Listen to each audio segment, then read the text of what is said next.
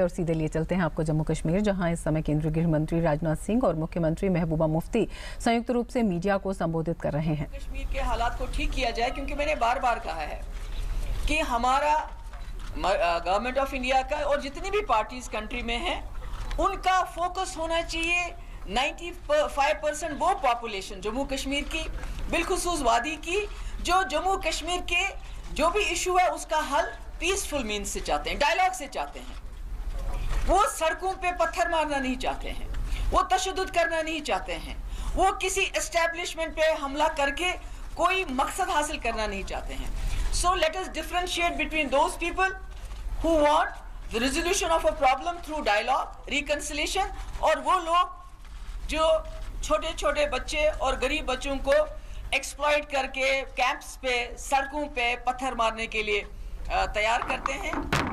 मुझे लगता है उसके बीच में हमें फर्क करना चाहिए। और मुझे उम्मीद है कि जैसे आज होम मिनिस्टर साहब आए हैं यहाँ, ये जो हमारी आबादी का बड़ा हिस्सा है, जो पीस, रिकंसिलिएशन, डिग्निटी चाहते हैं, बाइज्जत तरीके से रहना चाहते हैं, और उसके साथ साथ इस समस्या का, जैसा वाजपेयी जी ने कहा था, एक इंसानियत के तरीके में समाधान चाहते हैं। हमारा फोकस वो लोग रहने चाहिए जो लोग यहाँ तबाही मचाते हैं 5%, उनके साथ कानूनी कार्रवाई होगी, कानून के तहत उनको डील किया जाएगा। उनको ये इजाज़त नहीं दी जाएगी कि वो यहाँ जो अक्सरियत लोगों हैं उनकी ज़िंदगी को महाल बना दे, जहन्नम बना दे, उनको ये इजाज़त नहीं दी जाएगी। अब होम मिनिस्टर साहब अपनी बात करना चाहेंगे।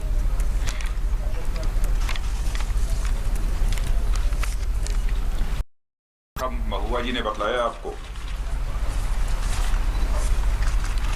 कि जब से कश्मीर वैली में यह क्राइसिस पैदा हुई है, मैं दूसरी बार कश्मीर कल आया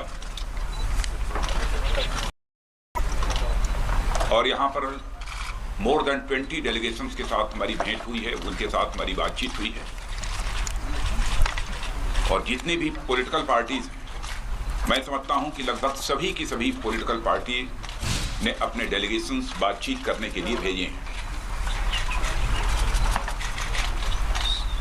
सभी पॉलिटिकल पार्टीज के साथ बातचीत बहुत ही अच्छी रही है। सभी ये चाहते हैं कि कश्मीर वैली में अमन अमान के हालात कायम हों, सबकी इच्छा है। मैंने भी सभी से पूरी तरह से सहयोग करने की अपील की है। मिलने वालों की संख्या के बारे में यदि मैं कहूं तो वह लगभग 300 के आसपास लोग कल से लेकर आज तक मुझसे मिले हैं और उनसे मैंने चर्चा की है। जो भी कश्मीर वैली के हालात हैं उसको लेकर हम लोग भी बेहद दुखी हैं।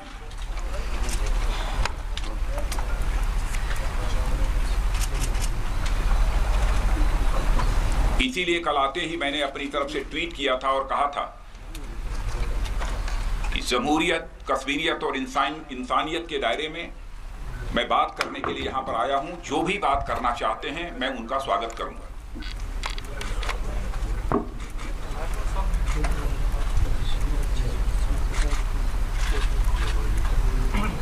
जब कभी चाहे कोई कश्मीर का कोई नौजवान मारा जाता है अथवा हमारा सिक्योरिटी फोर्स का भी कोई नौजवान मारा जाता है, तो उससे हम सबको बेहद तकलीफ होती है। केवल कश्मीर में रहने वाले लोगों को ही तकलीफ नहीं होती है, बल्कि हिंदुस्तान के रहने वाले सारे लोगों को तकलीफ होती है। क्या हम ऐसे हालात से इस कश्मीर को बाहर नहीं निकाल सकते?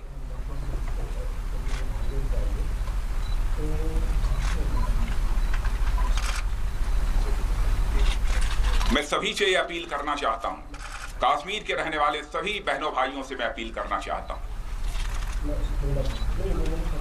कि हमारे कश्मीर के रहने वाले जवानों के फ्यूचर के साथ खिलवाड़ न करें।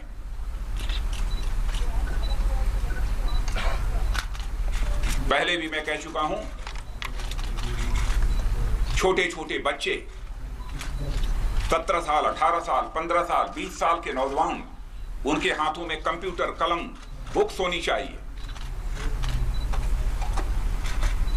कौन लोग हैं जो उन्हें इजाजत देते हैं पत्थर उठाने की?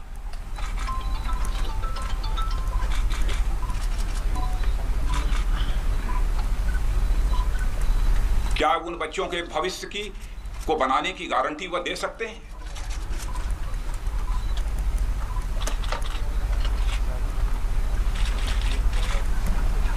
हम कश्मीर के बच्चों के फ्यूचर को हिंदुस्तान के बच्चों के, नौजवानों के फ्यूचर के साथ जोड़कर देखते हैं।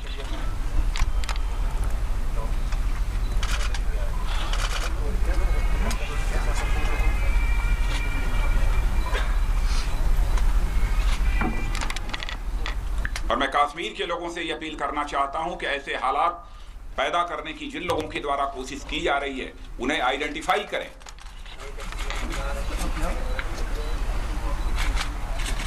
कुछ हमारे जो नौजवान किन्हीं कारणों से बहकावे में आकर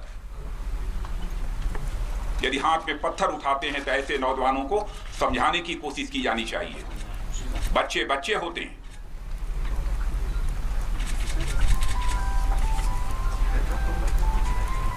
कश्मीर के फ्यूचर को हम हिंदुस्तान के फ्यूचर से अलग रखकर कदापि नहीं सोच सकते।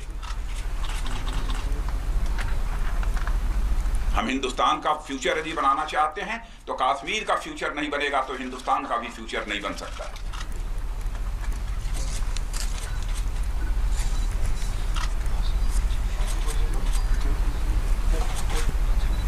मैं समझता हूं पहली बार ऐसा हुआ होगा कि कश्मीर वैली में ऐसे हालात पैदा होने के बाद 1 महीने के अंदर भारत सरकार का गृह मंत्री 2 बार आया।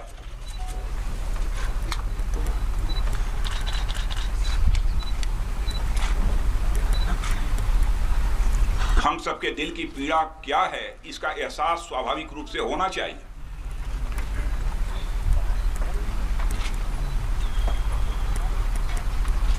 मैंने जम्मू कश्मीर के मुख्यमंत्री महबूबा जी से यह कहा है, ऑल पार्टी डेलीगेशन भी हम लाना चाहते हैं यहां पर,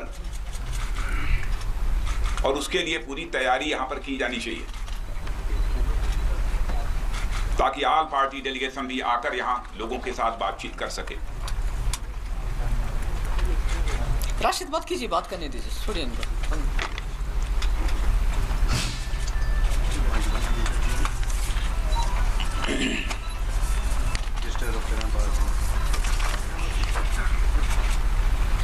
पेलट गन का जहां तक सवाल है, उसके बारे में जब मैं पिछली बार आया था, मैंने कहा कि मैंने एक एक्सपर्ट कमेटी बना दी है और एक्सपर्ट्स कमेटी 2 महीने के अंदर अपनी रिपोर्ट देगी।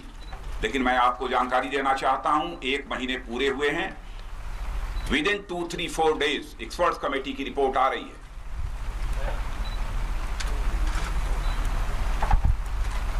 और विदिन फ्यू डेज हम लोग इस पेलट गन का एक विकल्प, इसका अल्टरनेटिव देंगे।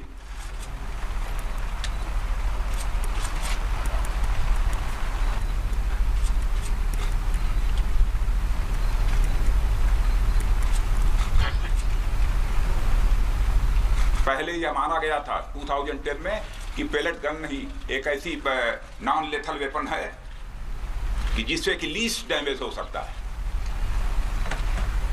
लेकिन आज हम महसूस कर रहे हैं कि कोई ना कोई इसका अब अल्टरनेट होना चाहिए। वैसे अपने सुरक्षा के जवानों से भी हम लोगों ने कहा है जितना अधिक से अधिक हो सके वो रेस्ट्रेंट बरतें, और मुझे जानकारी मिली है कि वो रेस्ट्रेंट बरत भी रहे हैं। लगभग सुरक्षा के जवान भी लगभग मोर देन 4500 वह भी इंजर्ड हुए।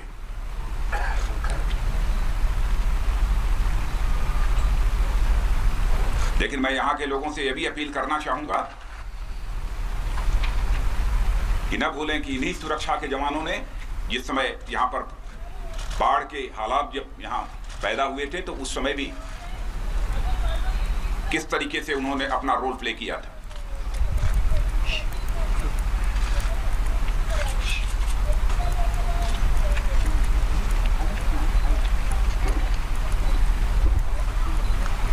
आप लोगों ने शायद देखा होगा कि आज के 2-3 दिन पहले मैंने लखनऊ से हिंदुस्तान के सारे नौजवानों से भी अपील की कि हमारा कश्मीर का कोई नौजवान हिंदुस्तान के किसी कोने में रहता हो, किसी भी एकेडमिक इंस्टीट्यूशन में पढ़ता हो, स्कूल में पढ़ता हो,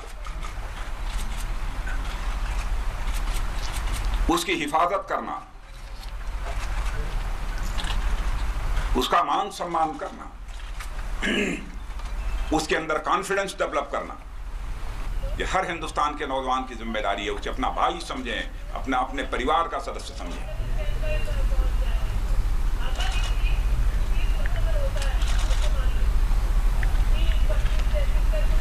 हमारे प्रधानमंत्री जी ने स्वयं अपनी वेदना व्यक्त की है, अपनी पीड़ा व्यक्त की है, और कश्मीर को लेकर वह बराबर मुझसे चर्चा करते रहते हैं।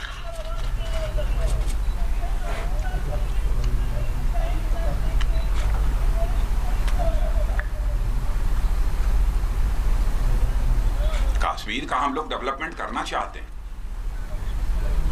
अभी हाल में ही कुछ ही दिनों पहले हम लोगों ने एक डिसीजन लिया है, जो हमारी सेंट्रल आर्म पुलिस फोर्स होती है, वो इसकी 1 बटालियन का रिक्रूटमेंट यहां से होना चाहिए। ये डिसीजन हाल में ही लिया है। और साथ ही साथ मुख्यमंत्री जी ने भी 10,000 एसपीओ की भर्ती होगी।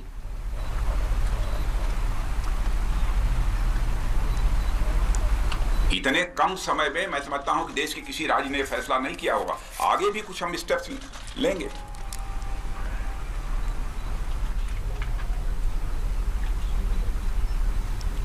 मित्रों, इससे ज्यादा मुझे कुछ नहीं कहना है।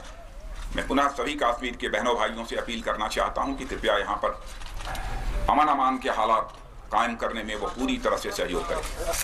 राजनाथ जी,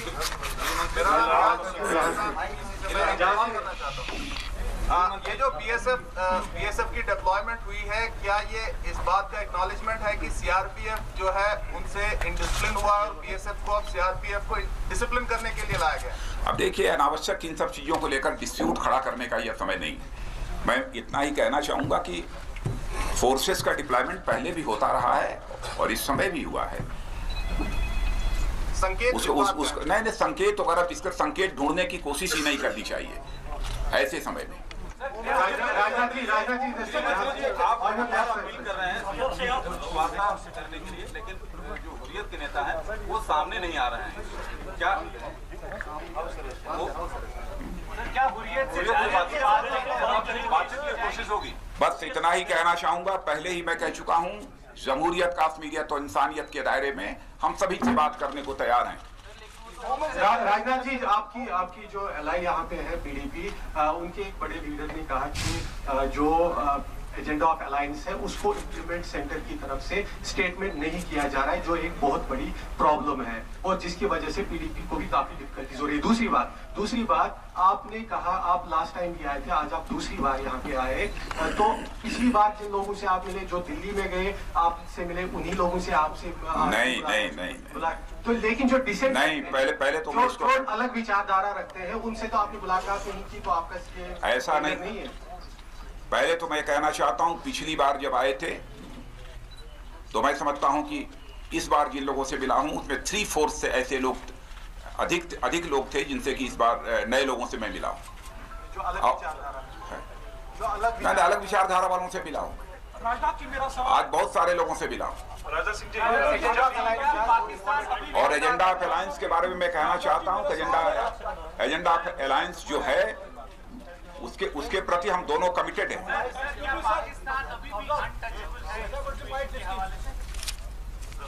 राजनाथ सिंह जी, आपने जितनी भी बात की, साहिबा ने भी जो बात की, आप लोग इस सारे मसले को सामाजिक मसले की तरफ से देख रहे हैं। आप ये समझते हैं कि शायद फैमिली डिस्फंक्शन है क्योंकि छोटे बच्चे पत्थर उठा रहे हैं। क्या आप ये नहीं समझते हैं कि ये सियासी मसला है, इसीलिए लोग बाहर आ रहे हैं, पॉलिटिकल मसला है, और उसके लिए आप क्या कर रहे हैं? नहीं, मुजम्मिल एक्सक्यूज मी नहीं, मैं पहले मुझे करेक्ट करना है। मैंने ये नहीं कहा है, जो मैंने कहा कि 95% लोग पीसफुल तरीके से इसका रेजोल्यूशन चाहते हैं। That means there is a political problem.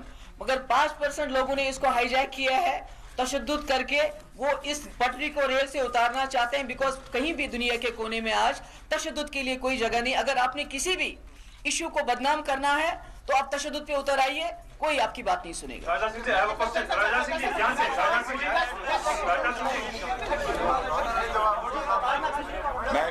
मैं जवाब दे रहा हूं।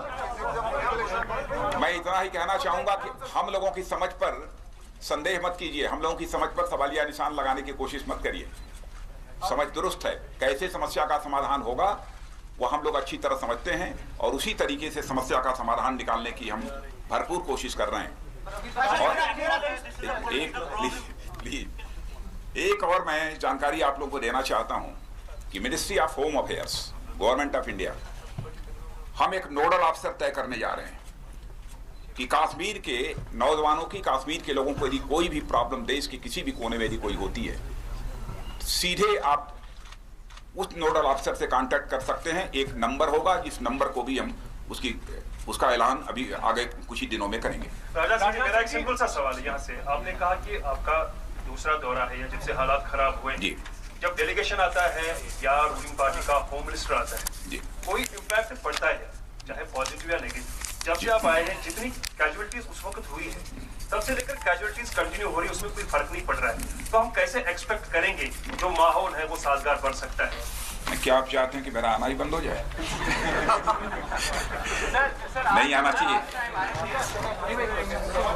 मैं कश्मीर के लोगों से पूछना चाहता हूं कि मैंने कश्मीर में आकर कोई गुस्ताखी का मकसद है कि ग्राउंड लेवल पर कहां से चेंजेस आ रही है? देख, आप सभी का सहयोग चाहिए। हम ग्राउंड लेवल पर चेंजेस लाना चाहते हैं और जो बातें इस समय मैं बोल रहा हूं, यहाँ पर पीस और नॉर्मलसी को रिस्टोर करने के लिए सभी को कोशिश करने की जरूरत है। किलिंग और सहयोग दोनों चलेंगे साथ साथ? किलिंग और सहयोग दोनों चल सकते हैं? वो किलिंग रुकनी चाहिए, इसलिए तो मैं कह रहा हूँ सहयोग करिए। कौन चाहेगा? कोई इसे पसंद नहीं करेगा। राजनाथ सिंह जी, एक सवाल यहाँ से सर। भाई एक एक करके सवाल पूछिए। सर, जो रीजनल मेन स्ट्रीम पार्टीज हैं कश्मीर की, चाहे नेशनल कॉन्फ्रेंस हो, बीजेपी हो, जब गवर्नमेंट में आती है एक लाइन होती है सिचुएशन पे या जो भी हिस्टोरिकल राइटेज है, जब ऑपोजिशन में होती है एक और डिफरेंट है, they try to keep people in two boats. आपको क्या लगता है कि वो भी एक ब्रॉडर जो प्रॉब्लम है उसका एक बहुत बड़ा हिस्सा है? मेन स्ट्रीम जो रीजनल पार्टीज है पॉलिटिकल कंपल्शन के हिसाब से इस सेंसिटिव स्टेट को डील करती हैं अपने पॉलिटिकल कंपल्शन के ऊपर, वो रुकना चाहिए क्योंकि वो भी एक बहुत बड़ा हिस्सा है यहाँ की अनसर्टेनिटी और just to keep to people. Do you think that is one of the reasons? मैं समझता हूं कि यहाँ पर मुझे कोई एनालिसिस करने की कोई जरूरत नहीं है। मैं सभी का सहयोग चाहता हूं, सभी पॉलिटिकल पार्टी का सहयोग चाहता हूं। किसी भी पॉलिटिकल पार्टी के बारे में मुझे कोई एडवर्टाइजमेंट नहीं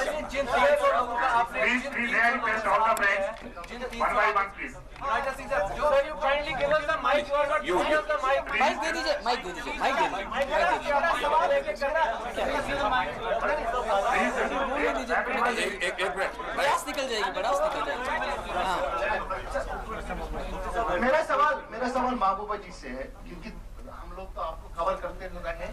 2010 में भी ऐसी ही सूरत हाल थी, तो आपकी इंटरव्यूज हैं, आप बात करते थे और आपका स्टैंड बिल्कुल डिफरेंट था। आप उस वक्त ये बोलते थे कि इन बच्चों को क्यों बंद कर रहे हैं, हुर्रियत को क्यों बंद करके रखा, अस्पतालों में ऐसा क्यों हो रहा, मार दाड़ हो रही। लेकिन 2016 में जब आप सरकार में आई, आपका जो स्टैंड है वो कम्प्लीटली डिफरेंट है और ऐसा लगता है कि जैसे आप और उमर अब्दुल्ला जगह चेंज कर रही है। पहले वो जो बोल रहा था नहीं, पहले में वो आज आप बोल रहे हैं। नहीं, मुजम्मिल आप जो बात कर रहे हैं, पहले ही आपका गलत है एनालिसिस। 2010 में जो हुआ उसका रीजन था, there was a fake encounter in Machil जहां 3 सिविलियन मारे गए। उसके बाद there were allegations of rape and murder Shopian में। उसके बाद क्रिकेट, मेरी बात करने दो, क्रिकेट खेलते हुए, that means there was a reason लोगों के एंगर का था। आज एक एनकाउंटर हुआ जैसे होते ही 3 मिलिटेंट मारे गए, उसमें सरकार का क्या कसूर था? लोग सड़कों पे आ गए, हमने कर्फ्यू लगाया। बच्चा क्या आर्मी कैंप टॉफी खरीदने गया? 15 साल का लड़का क्या दबाल हाजीपोरा में जब उसने हमला किया पुलिस स्टेशन पे, वो दूध लेने गया? आप इन दो चीजों को मत मिलाइए। उस वक्त सरकार का एक रीजन था लोगों का कि फेक एनकाउंटर में सिविलियन मारे गए। शुपियान हो गया, यहाँ का तुफैल मतू हो गया। आज मुझे बताइए 95% जो लोग मारे गए हैं बच्चे हैं, गरीबों के हैं और वो कैंप्स, ये जो सिक्योरिटी एस्टेब्लिशमेंट पे हमला करने में, उसके रिटेलिएशन में पैलेट गन्स में ज्यादा मारे गए और जख्मी हुए। इसमें जो लोग हैं, जैसे ये यहाँ हमारा लेक्चरर है, मैं उसकी इंक्वायरी होनी चाहिए, उसको सजा मिलनी चाहिए, मैं उसके हक में हूँ। मगर ये मत कहिए डोंट कंपेयर। और उस वक्त की सरकार ने, उमर साहब ने कहा ये हिंदुस्तान के खिलाफ है, ये एंटी नेशनल है।